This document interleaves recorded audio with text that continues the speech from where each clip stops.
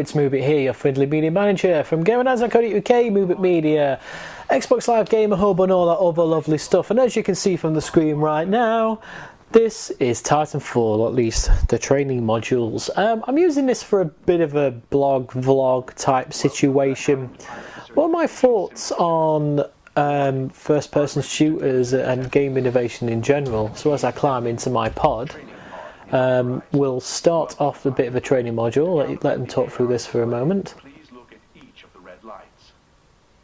And you can pretty much guess why we're looking at the red lights right here. Would you like to reverse the vertical look input? Would I like to invert the y-axis? No, I wouldn't. Yes, and 1,000 first-person shooter fanboys sigh in disbelief. I never invert the y-axis. I don't know what it is. I'm never that bothered. I don't know why. I just prefer to have it as is. Although on flying games I do have it inverted. Go figure. Anyway, here we are inside the training module. It looks very suspiciously like Portal, which is always interesting. Yeah, walking through the corridor, we're going to see some boring bits at first, sort of walking, running through the corridor, jumping over stuff, all that kind of a thing. And as we go through the walking corridor of doom and certain not doom from not jumping, my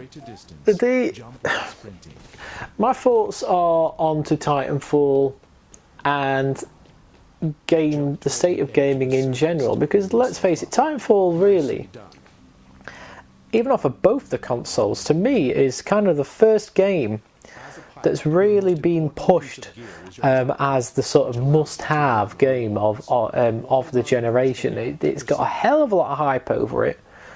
Been in development for a good few years, and people have known about its existence for at least 3 years. Done by the Respawn Entertainment guys, who are ex-Call of Duty, or at least they were the last people to make a decent Call of Duty game in the last generation. There you go, War Running for the win. Yeah, so there's a hell of a lot of hype and a hell of a lot of fanboys running around doing the whole apologists thing for it running at 720 frames on the Xbox and full frames on the PC and all that. Which, really? Do we care the 720p or 1080 right now? Is it really that noticeable? Unless you're looking at it through a cinema screen, trust me, it ain't. But here we are, we're zooming into the double jump module. Ta-da! You got a little rocket pack here that lets you double jump, and use that in combination with wall runs. You can get up skyscrapers in the game, which is a hell of a lot of fun, let me tell you. So yeah, state of gaming in general. This is, as we know, a first-person shooter, and it is sold as such. And it's the first one that's actually grabbed my attention in many, many years. Obviously, I buy the first-person shooters, or I review them, or it's good fun to play them in private lobbies with the gamer dads or with friends or what have you. But I've never really been that bothered about first-person shooters. I don't know about you. The last first-person game that really spoke to me and did it for me was the Portal franchise, Portal 2 for example, which wasn't a shooter, it was a puzzle game. Before that was probably Fallout 3, which again, you can use as a shooter, or you can pause time and actually highlight body parts like an RPG, which I really liked that. Although the sequel New Vegas wasn't half as good, so disappointment. But as I try and sneak through the corridor, and I think this is where I get killed. No, I don't. There you go. So you got I do. There you go. I decloaked. So here you've got a cloak as well as part of a perk type thing, power up if you will, like a ninja. Cloaking does not last forever. Look at your cloak meter on the bottom left of your screen to monitor your remaining cloak time. Okay, mate, I will. So basic combat, we'll be doing the usual kind of a thing, but yeah, it's the first one that's actually grabbed my attention, and I think it's just because they're trying something different. Like I said, Portal was something different. Fallout 3, in terms of its combat system, was something different. And but aside from that, the last generation, at least in my own eyes, for games, kind of stagnated in a way, because obviously games cost a lot of money to make, and there's a lot of very talented people who do these things. But because of that, the games industry and the film industry in the last sort of 5 years kind of went a bit samey, in my opinion. In terms of the general, the PlayStation 3, the Xbox 360, I'm not talking about the sort of... There were some indie games and indie developers coming out, but they didn't really have the sort of publicity that they needed to make it huge like the AAA titles, at least, on first glance. And I don't know, I'm just checking, obviously we're looking at the screen same time as you. I kind of got a bit bored and stagnated, because people have to make games to make money. They have to make a profit. They cost a lot of money to make. Okay, I get that. But did that really have to mean yearly updates with just a tiny bit changed in them? Like mobile phones have gone now in the last couple of years. The innovation was sort of 5 years ago, and now it's kind of slightly more powerful, slightly better camera lens. With games, it's slightly better graphics, slightly longer levels or something like that. I'm trying to put it into words, because think about it from the context I'm coming from, is that I'm from the sort of second generation of gaming pioneers, if you will.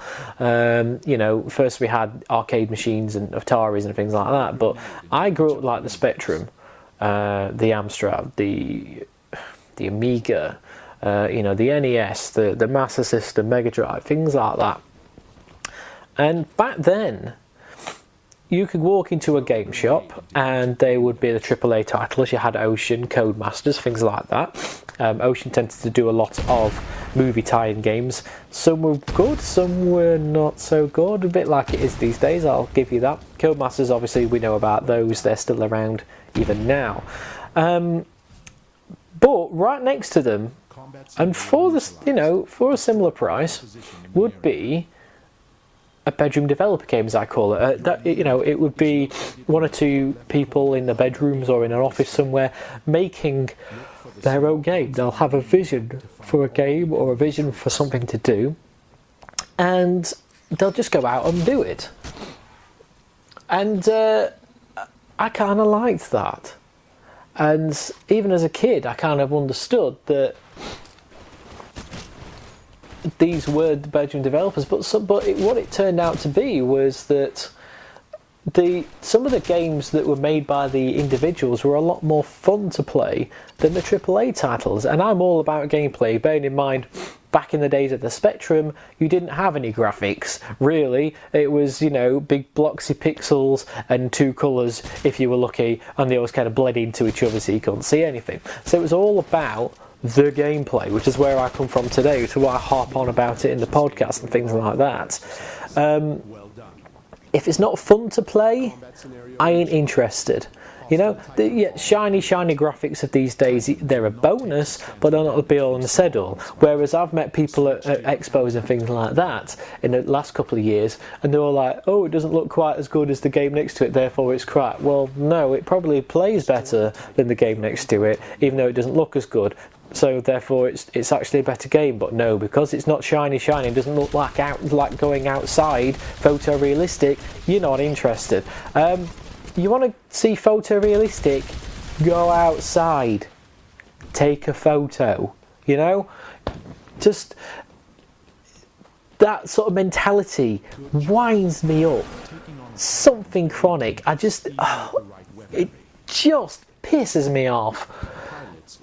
And then there's people turning down perfectly good and even better and fun to play indie titles that are out there because they've never heard of the developer, or they're unproven, or what have you. And that, especially on the consoles. Now, it's a different system the last couple of years what makes me happy is a very distant system in terms of the mobile phone games now. You know, mobiles have finally caught up. Here I go with my Titan. Yeah, go Power Rangers. But not for legal reasons. You can go on an iPad now and you can get some very innovative indie games and stuff like that. You can also get Android consoles, the Ouya. I'm a big believer in the Ouya. I think it's brilliant. On Live I think worked quite well as well. And yes, there were AAA titles on there, but there were a lot of indie stuff on there as well. And I kind of like that. I'm more of an indie sort of a lover, if you will. Because that tends to be where you find the innovation and the cleverness and the originality. Take Portal, it was, I believe it was a university student, I think. Anyway, so that was almost like an indie title, and it got picked up by the big studios. And look at it now, everyone's heard of it, it's a great game. And there are titles out there right now that are completely different. Some of them are even on this thing, which nobody's buying, the Wii U. Just that whole setup of being able to have a screen show it on here, showing something different to what's on your TV. And I'm not talking about just a mini map like a lot of the titles do. There are some games on here that really do bring in the sort of augmented features of the console, whether that be shouting into the controller, whether that be moving things on the level on the big TV via the touch screen on there. Certain things you can see on the screen, on the touch screen, that you can't on others. That kind of thing, that's brilliant. I love that kind of quirkiness, that kind of strange addictive quality, trying to work out because you've never seen it before, so you're not quite sure what to do. I kind of like that. That's what games are all about, aren't they? They're about passing the time. They're about, you know, to me, they're about taxing your brain a little. I like puzzle games. I like RPGs, things like that. But I'm going off on a tangent a little bit because I did have some notes on this, but this is my second take, I'll admit, because the camera went and fell on me, so that's always good. But that's kind of why I've really pricked my ears up with Titanfall when I first heard about it, and when I went down to play it down in that there London last year, because they're trying something new. Yes, it's still blatantly a AAA first-person shooter, but unlike all the others, it does something different. You have got the pilots, i.e., you know, walking around as a human, but they can run fast, they can jump high, they can sort of float, fly-ish for a short amount of time with a jump pack. You can then chain that up with running up walls, get to the top of skyscrapers where really fast, and you know, get the advantage on the big lumbering titans down below. You know, but then, like you say, you've got the Titans. They move slower, apart from the skip move that you saw earlier on, but they have bigger weapons. And it really does balance it out quite well. I've been playing Titanfall now, at least the beta now, for, well, since it came out, so 3 days ago now. I've had some time off work, and because I've had some builders in and things like that, and I've been playing a lot of Titanfall. And I'm really starting to like it, and I'm finding my own gameplay style. And that's the beauty of this. I mean, here, look, this is what I've been doing on the levels recently, is getting out of the Titan. This is a hack thing to put down the actual little gate thing that's there. But I've been getting out of the Titan and then using the remote feature, as you're seeing here, to get it to follow me or guard a flag or something like that. And I'm still running around like an ape, like shooting with rocket launchers and stuff like that. And then the Titan's doing the rest of the work automatically.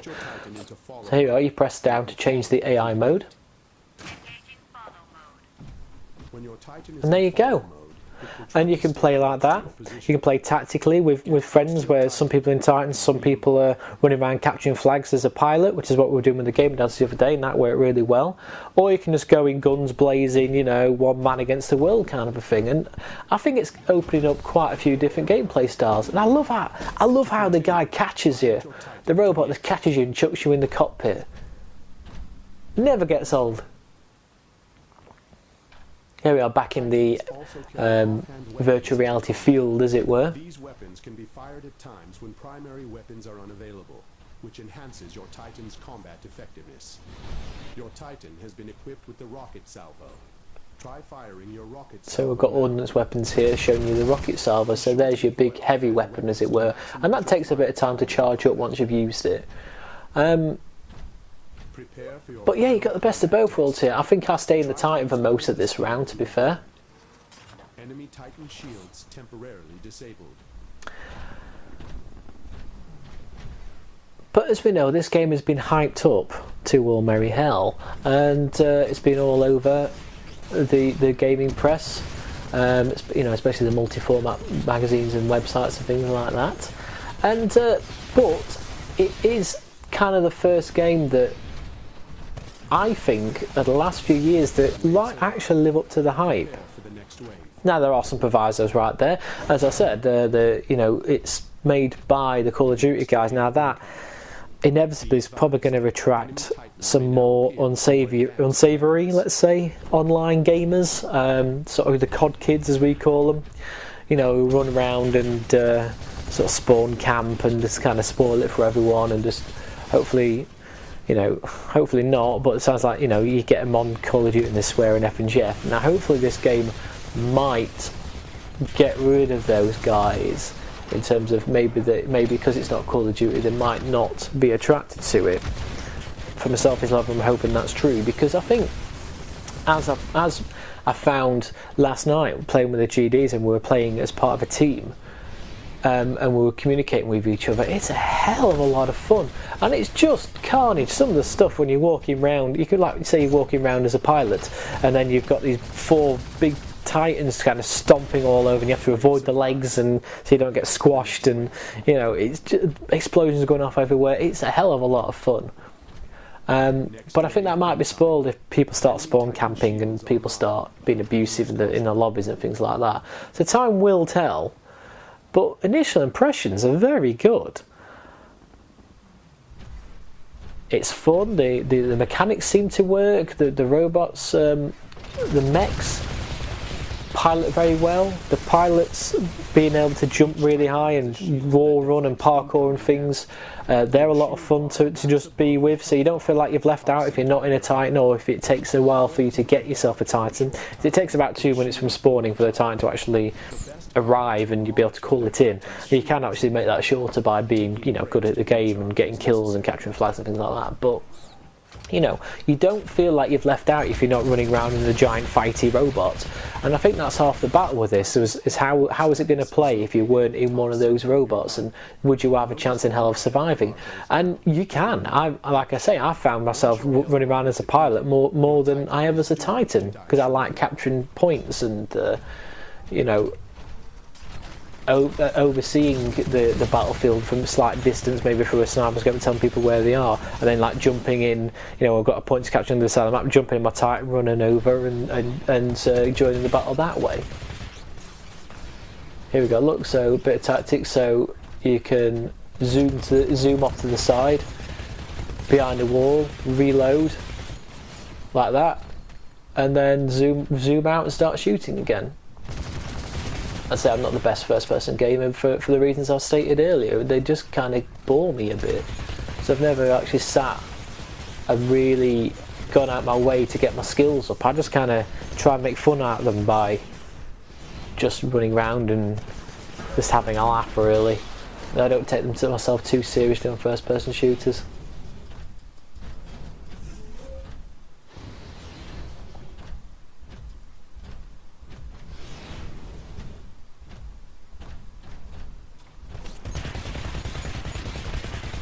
But as you can see, it does take quite a few hits to get him down. So I took his shield down. Now that's his health bar, the orange bit. A couple more hits and he'll be down. But his shield's regenerating. You see the white line above the orange? And that's part of the tactic, is being able to wear that down. And you need to. So it's best when you're taking out a Titan if you're working with a friend. So, you know, one can hammer into him, and while you're reloading, the other guy can hammer into him and just keep draining it down and draining it down. There you go. He's finally gone. But I'd be interested to see what your guys' thoughts are on this. Those who have played it, which is free to download on Xbox, by the way, those who have played it, is it as good as the hype makes out? Obviously, you've only got 2 levels to play as a beta. You've also got it on the PC. Some guys have got it on PC via their Origin accounts. Fortunately, you can't just download it like you can on the Xbox One now. You have to have signed up for the beta in the first place. But it is available if you did sign up for the beta last week. Here we are, chucking bullets back while I'm reloading. Kaboom! Or alternatively, you can just get in and punch him. But obviously, when you blow up, you eject out. And you can take the other guy out with you when your robot blows up. But those are just my thoughts on the game. Hopefully you've enjoyed that. I know I've been rambling a little bit, but I just wanted to give my thoughts on the state of the games industry in general. Because has it got a bit samey? Do you agree with me? Let me know in the comments below. Also, I'd like to see what your thoughts are on the game itself. Have you got it? Are you going to get it? Are you a PlayStation owner and you're not that fussed about it? Or does this look like a genuinely good game? Because I'm multi-format, so, you know, I always get the games that are good. So, what are your thoughts? Let me know, and if you want to see some more stuff by me, you can find it on my blog, which is on your screen right now, and you can find out some more of my stuff over on gamerdaz.co.uk and on Xbox Live Gamer Hug, both of which are on your screen right now. And yeah, I'll see you at the next blog video. Ta-ra!